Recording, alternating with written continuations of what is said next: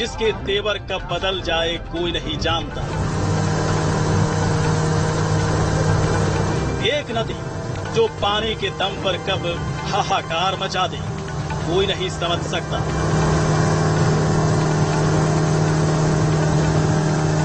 एक नदी जो निकलती तो छोटी धारा के रूप में है, लेकिन आगे चलकर इतनी ताकतवर हो जाती है कि भारत की सभी नदियों को पीछे छोड़कर महानदी बन जाती है। यह है ब्रह्मपुत्र, जो जीवनदायिनी भी है और जब अपने रौद्र रूप में आती है तो सैलाब के रूप में बड़ी तबाही लाती है। न्यूज नेशन की टीम अग्निपथ पर चलते हुए असम आ पहुंची है।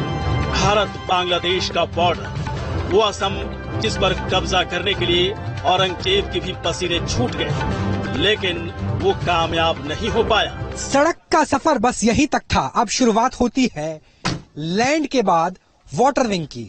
बीएसएफ के अग्निवीरों के साथ अग्निपथ पर हैं। ब्रह्मपुत्र के पास पहुंच गए हैं हम। यहां से नदी की शुरुआत हो जाएगी और यहीं तक ही सिर्फ जीप के रास्ते 4x4 के रास्ते पहुंचा जा सकता था। लेकिन जिस जिले में है, डुबरी जिला है, यहाँ पर बाढ़ बहुत ज्यादा आती है और यही वजह है कि कंपोजिट बीओपी को भी इस अंदाज में बनाया गया है कि अगर जल स्तर बढ़े तो काफी हद तक बचाव हो सके।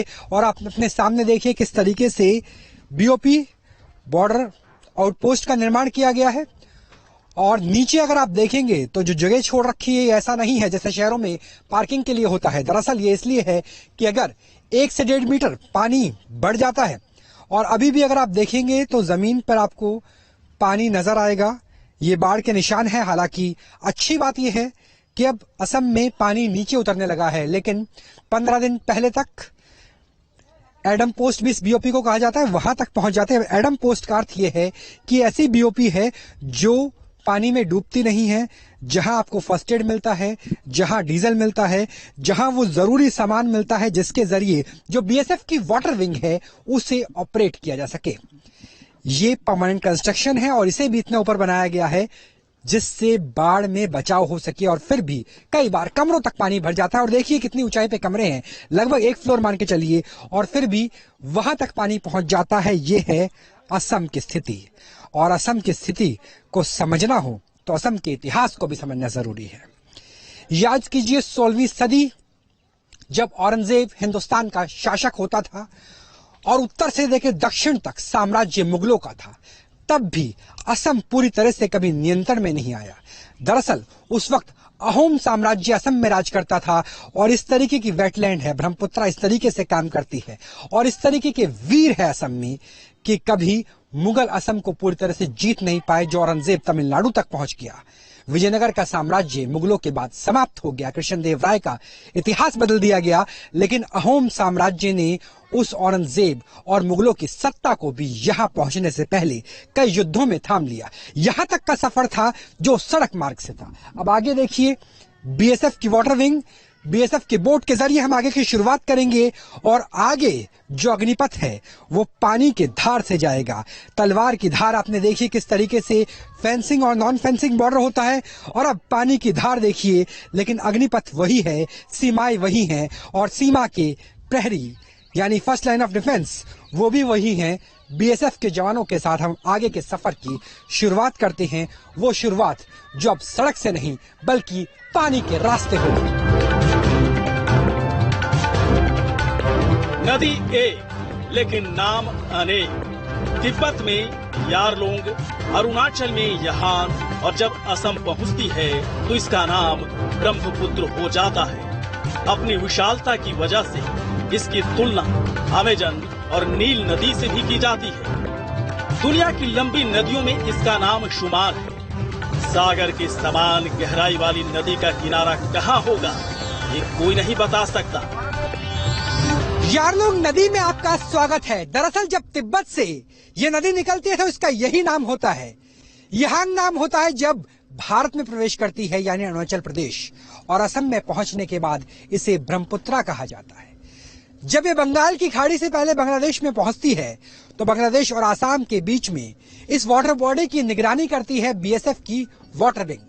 दुनिया की 9वीं सबसे ज्यादा बड़ी नदी है। अगर वॉल्यूम ऑफ वाटर की बात किया जाए और डिस्टेंस के लिहाज से दुनिया की 15वीं सबसे लंबी नदी में आपका स्वागत है। और यहां की निगरानी कैसे होती है वो देख लीजिए। दरअसल हमने आपको दिखाया था कच्छ के रण में ऑब्जर्वेशन पोस्ट जो हाइट में था, त्रिपुरा और मेघालय में दिखाया जो सरफेस पे था, क्योंकि बांग्लादेश काफी नीचे था, लगभग 15 मंजिल नीचे, क्योंकि वहां पठार का इलाका, पहाड़ का इलाका हिंदुस्तान में था। लेकिन यहां ऑब्जर्वेशन पोस्ट आपको फ्लोटिंग रूप से नजर आएगी, जहां बड़ी बोट को एंकल किया हुआ है, यानी एक जगह पे रखा गया है। और इसी तरीके से अगर दिखाने की कोशिश करें, यहां पे जो दूसरी नाव है वो ऑब्जर्वेशन पोस्ट है और उस नाव को एक जगह रखा जाता है। हालांकि जिस तरीके से बीएसएफ की सिखलाई है 6x6, यानी 6 घंटे ड्यूटी 6 घंटे रेस्ट पेट्रोलिंग के बाद, तो वैसे ही स्टाफ बदलता रहता है। लेकिन ये ऑब्जर्वेशन पोस्ट इसी तरीके से एक स्थान पर बनी रहती है, क्योंकि ये वो इलाका है जहां से आपको ब्रह्मपुत्रा के एक बड़े इलाके पर नजर रखने की सहूलियत मिल जाती है। एक बार देखिए, ऐसा लगेगा आपको कि पटना में जो गंगा की चौड़ाई है उससे दोगुनी मान लीजिए।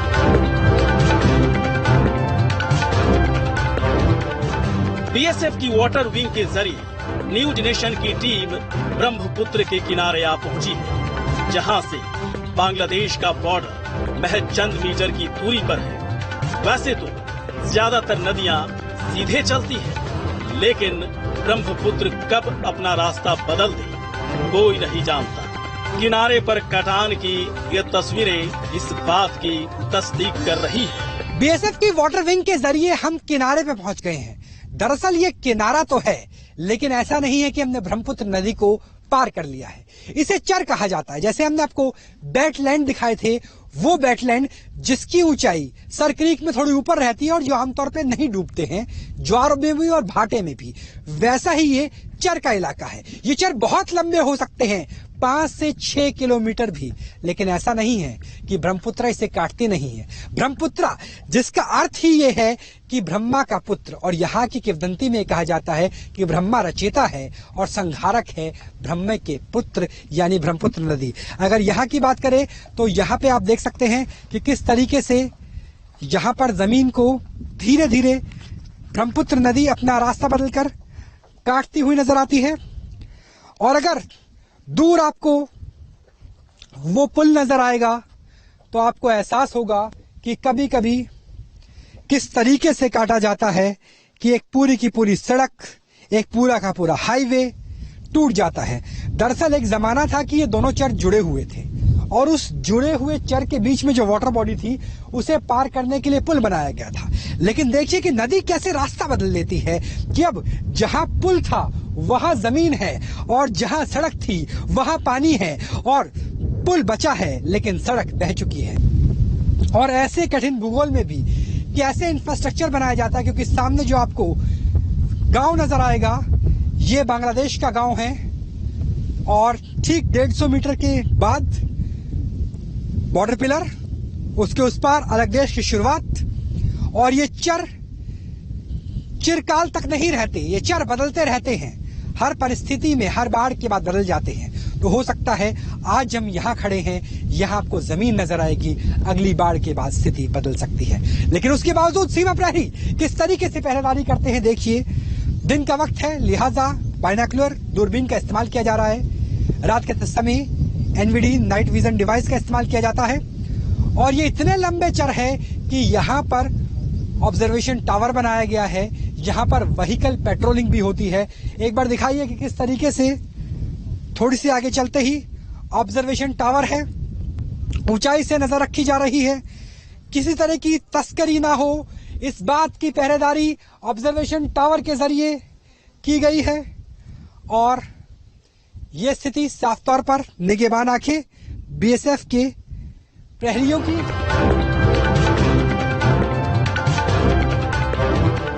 बॉर्डर पिलर, वो जगह जो दो देशों की सरहद को बांटता है, ये है पिलर नंबर 1031, जिसके एक तरफ असम यानी भारत है तो दूसरी तरफ बांग्लादेश। अगर 1 फुट आगे बढ़ाया तो आप बांग्लादेश की सीमा में दाखिल हो जाएंगे। भले ही यहाँ बांग्लादेश के फौजी न खड़े हों, लेकिन बॉर्डर का सम्मान करते हुए न्यूज नेशन ने अपनी सरहद पर रहकर रिपोर्टिंग को अंजाम दिया।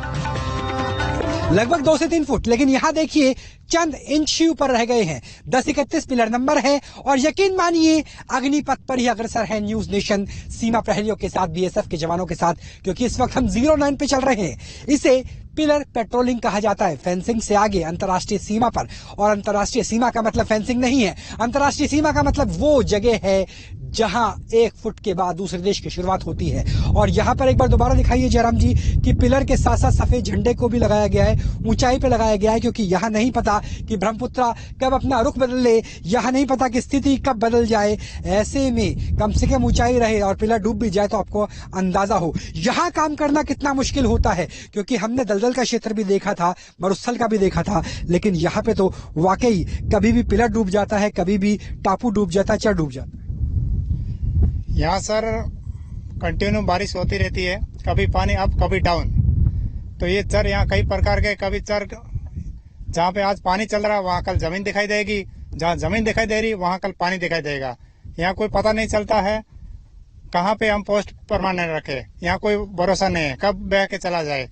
इसलिए पानी के जरिए हमारे को अपने बटालियन सेक्टर फ्रंटियर से हमारे को EFC बोट, स्पीड बोट ये दिए गए हैं। जब इक्विपमेंट्स पूरे हैं कुल मिलाकर के, और हम अंतर्राष्ट्रीय सीमा आपको इस लिहाज से दिखा रहे हैं कि सामने देखिए ये बांग्लादेश का गांव है और मवेशी उस साइड है, बीच में वाटर बॉडी है और कई बार वाटर बॉडी उससे इस तरफ भी आ सकती है। और ये गांव भी परमानेंट नहीं है, ये गांव भी चर पे बसे हुए हैं। चर यानी एक टापू जो ब्रह्मपुत्रा नदी में है, और चर का अर्थ है कि छोटा मोटा नहीं, 5 से 6 किलोमीटर लंबा और चौड़ा टापू, जहां पे कई गांव होते हैं, बांग्लादेश के भी, हिंदुस्तान के भी। और भारत के गांव भी चेंज हो जाते हैं जब चर डूब जाता है, और बांग्लादेश के गांव भी चेंज हो जाते हैं। और मवेशियों के साथ इन गांव का रेस्क्यू भी, जो भारत की तरफ के, असम की तरफ के गांव हैं, वो काम बीएसएफ का है। ब्रह्मपुत्र नदी का ज्यादातर इलाका डेल्टा क्षेत्र में आता है, लिहाजा पानी के अंदर और बाहर की सुरक्षा बीएसएफ के जिम्मे होती है। लिहाजा बॉर्डर आउटपोस्ट पर टेंट में मौजूद जवान और अधिकारी ड्रोन के जरिए ब्रह्मपुत्र की निगहबानी करते नजर आते हैं। कंपोजिट बीओपी यानी बॉर्डर आउटपोस्ट आपने बहुत देखी होगी, लेकिन ये कमांड एंड कंट्रोल सेंटर है जो ब्रह्मपुत्रा के डेल्टा क्षेत्र में, यानी वो एरिया जो कभी भी द्वीप की तरह निकल जाता है, कभी भी डूब जाता है, ऐसे टेम्परेरी स्ट्रक्चर में टेंट के अंदर चल रहा है। यहाँ पर रेडार्स लगाए गए हैं। रेडार्स का अर्थ है पानी के सरफेस से ऊपर कुछ भी होगा उस पर निगाह रखी जाएगी, चाहे वो बोट हो, चाहे वो ड्रोन हो, या किसी भी तरीके की तस्करी करने की कोशिश की जाए। और सोनार यानी पानी के अंदर, पानी की सतह के अंदर भी देखा जाएगा। ड्रोन के जरिए निगाह रखी जाएगी। ड्रोन के इक्विपमेंट्स को आप यहाँ पे देख सकते हैं, ताकि जो ब्रह्मपुत्रा के बहुत लंबे चैनल है, कई कई किलोमीटर तक ब्रह्मपुत्रा की धाराएं हैं, उस पर नजर रखी जा सके। और इसके साथ साथ motion detector, heat seeking device, और ये भी अनमैन्ड तरीके से रिमोटली हैंडल किया जा सकता है, जिस तरीके से यूएवी होता है, अनमैन्ड एरियल व्हीकल। लेकिन ये एरियल नहीं है, इसे आपने ऑब्जर्वेशन पोस्ट पर लगाया हुआ है, ओपी पे लगाया हुआ है। और ओपी अनमैन्ड है क्योंकि यहाँ नीचे पानी भरा हुआ है। और यहाँ पर जिस डिवाइस का इस्तेमाल किया जा रहा है ये HHTI है, जिसमें हीट सीकिंग कैपेबिलिटी है, यानी जिस भी सतह का जो तापमान होगा उस तापमान के रिफ्लेक्शन से देखा जा सकता है।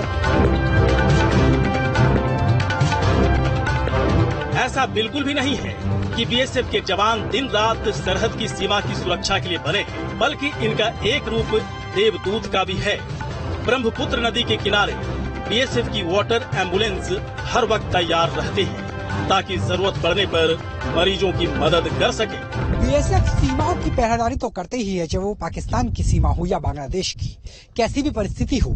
लेकिन बीएसएफ के जवान मदद भी करते हैं। मदद तब जब बाढ़ आती है, मदद तब जब किसी को दवाई की जरूरत होती है, क्योंकि जहां हम मौजूद हैं असम के, ये ब्रह्मपुत्रा का पूरा इलाका है और यहाँ पर चाहे बाढ़ की स्थिति हो, आपदा की स्थिति हो, हमेशा बीएसएफ की एम्बुलेंस तैनात रहती है और जो स्थानीय लोग हैं वो भी मदद के लिए पहुंचते रहते हैं और इस तरीके से पूरी की पूरी स्थिति का निर्माण किया जाता है। और यहाँ पे आप देख सकते हैं टॉयलेट से लेकर तमाम सुविधाएं दी गई है, क्योंकि आसपास के गांव के लिए कोई अस्पताल है नहीं। अस्पताल यहाँ से जो मेन शहर है तकरीबन 12 किलोमीटर दूर वहां होता है, और वहां पहुंचाने के लिए यहाँ जो आबादी है, कई हजार की आबादी है, उन्हें पहुंचाने के लिए देखिए किस तरीके से यहाँ पर एक मरीज को लेकर आया गया। ये तो पुरुष मरीज है, लेकिन बहुत बार प्रेग्नेंट महिलाओं को भी इसी तरीके से मदद के लिए गांव वाले पहुंचाते हैं। और गांव वाले के मददगार कौन बनते हैं? वो बनते हैं बीएसएफ के जवान।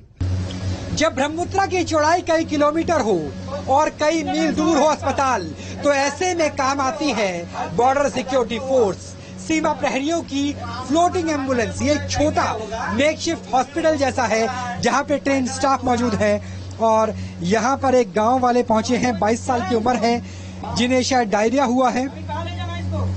उनका सबसे पहले बीपी चेक किया जा रहा है, पल्स ऑक्सीमीटर से ऑक्सीजन सैचुरेशन नापी जा रही है। हम बीएसएफ के पास गया, बीएसएफ मेरे को साथ करा, वोट दे दिया, आदमी दे दिया साथ में। हमने जगह झगड़ा मेडिकल में।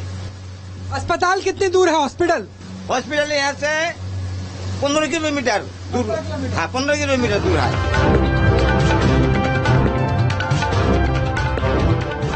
समंदर में वाटर विंग, सरहद पर कदम ताल के जरिए बीएसएफ के जवान चारों पहर निगरानी करते हैं, लेकिन कई बार घुसपैठिए इतनी कड़ी सुरक्षा के बाद नापाक इरादे को अंजाम तक पहुंचाने की कोशिश करते हैं। ऐसे में इनके मददगार साबित होते हैं बीएसएफ के ये साथी, बीएसएफ के ये ड्रोन।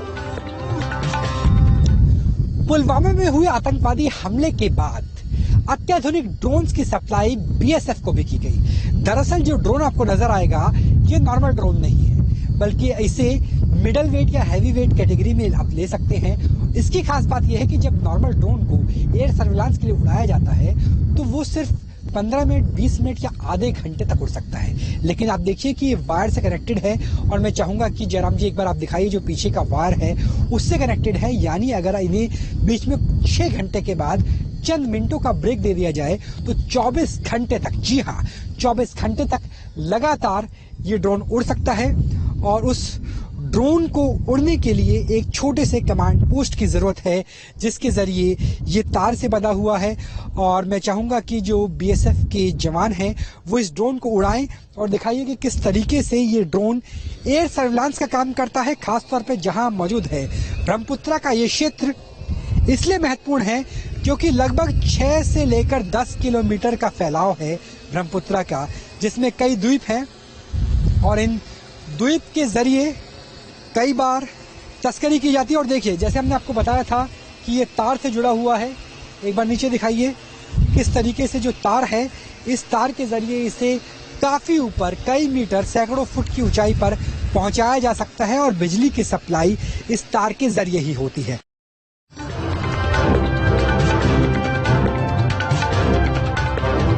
ब्रह्मपुत्र नदी जब अपने रौद्र रूप में आती है तो सैकड़ों हेक्टेयर जमीन को अपनी आगोश में ले लेती है। ऐसे में सबसे बड़ी चुनौती बॉर्डर पर तैनात जवानों के रहने की होती है। परिस्थितियां कैसी भी हो, लेकिन जवानों के हौसले हर वक्त अडिग रहते हैं। इस वक्त हम बांग्लादेश बॉर्डर के पास, इंटरनेशनल बॉर्डर के पास मौजूद हैं, और एक बीएसएफ की आउटपोस्ट पर, इसे बीओपी कहती है, बॉर्डर आउटपोस्ट, यहां क्यों लेकर आए हैं? क्योंकि बीओपी में तो सैनिक आमतौर पर विश्राम करने के लिए जाते हैं। वजह यह है कि आपको उन हालातों के दर्शन कराएं जिन हालातों से बीएसएफ को, सीमा प्रहरियों को रोज 2-4 होना पड़ता है, खासतौर पर मानसून के सीजन में। हमने उष्ण कटिबंधीय वर्षावन दिखाए थे आपको त्रिपुरा में, मेघालय में।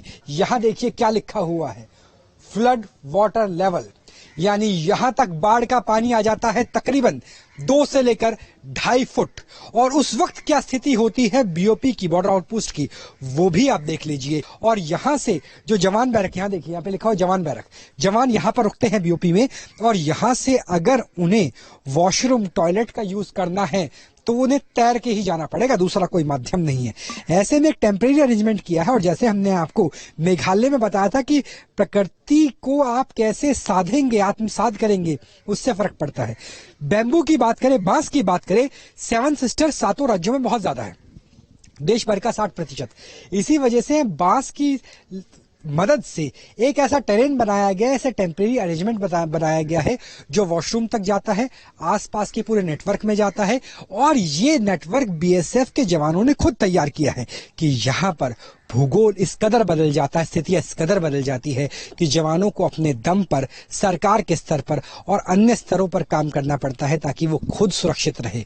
जब वो खुद सुरक्षित रहेंगे तो सीमाएं भी सुरक्षित होंगी, देश भी सुरक्षित होगा। लेकिन देश को सुरक्षित करने के वालों का भूगोल समझ लीजिए तो आपको एहसास होगा कि इस कठिन हालातों में काम करना कितना मुश्किल होता है।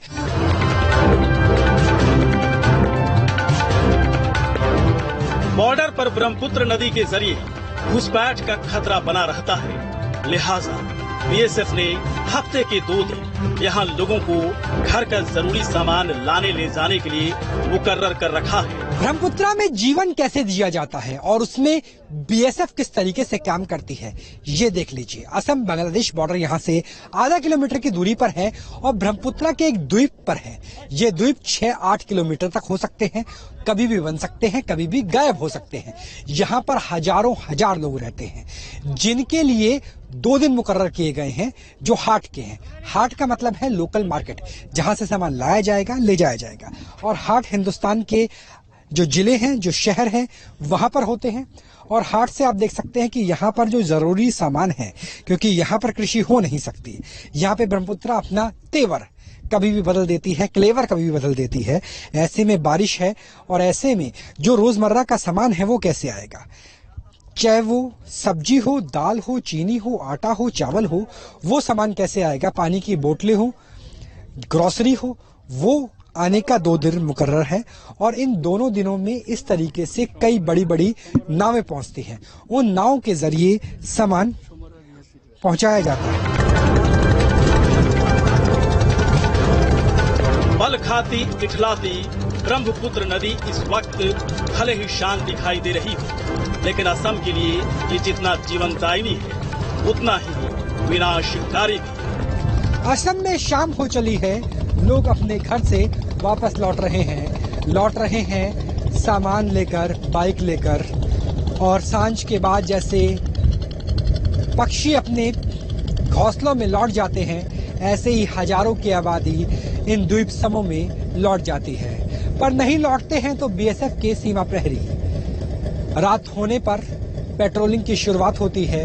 पेट्रोलिंग नाव से, पेट्रोलिंग स्पीड बोट से, ओपी से और बीओपी से भी। इसी तरीके की है कुछ ये ब्रह्मपुत्रा नदी यारलुंग के नाम से तिब्बत के पठार से जब इसका उदय होता है तब संसार की छत से ये बलखाती हुई निकलती है। न्यूज नेशन की टीम अपने अंतिम पड़ाव पर है, जहां ब्रह्मपुत्र का विशाल किनारा और उसकी दूसरी तरफ बांग्लादेश का गांव निश्चित तौर पर असम की खूबसूरती पर 4 चांद लगाते हैं। असम में मौजूद भारत बांग्लादेश बॉर्डर से राहुल डबास के साथ टीम न्यूज नेशन।